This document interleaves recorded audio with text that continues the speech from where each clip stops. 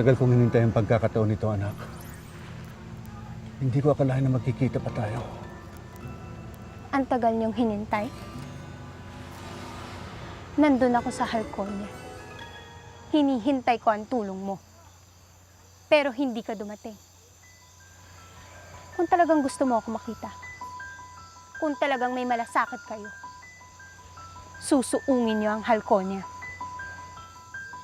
Patawarin mo ako, Paloma. Nagawa ko yung para sa kapakanan ng nakararami. Sinong nakararami?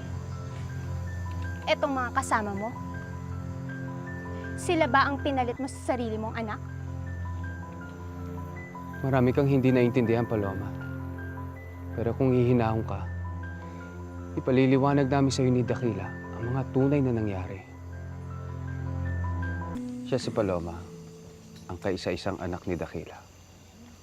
Dahil sa hindi nila pagkakaintindihan, matagal na panahon na hindi sila nakita dahil umalis ng Abela si Paloma.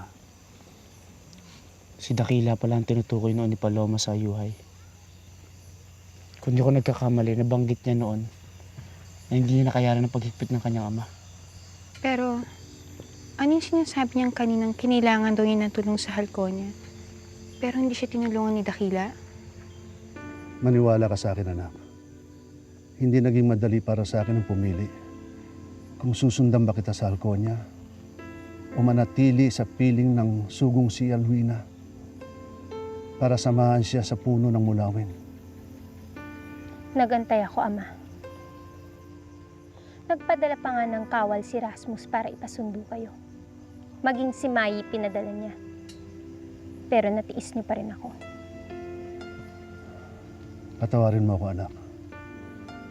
Ang kinalalagyan ng puno ng mulawin ang gustong malaman ni Rasmus sa akin. Alam mo nang ibig sabihin kapag sinabi ko sa kanya ang lugar na yon. Tuluyan na maghahari ang kasamaan.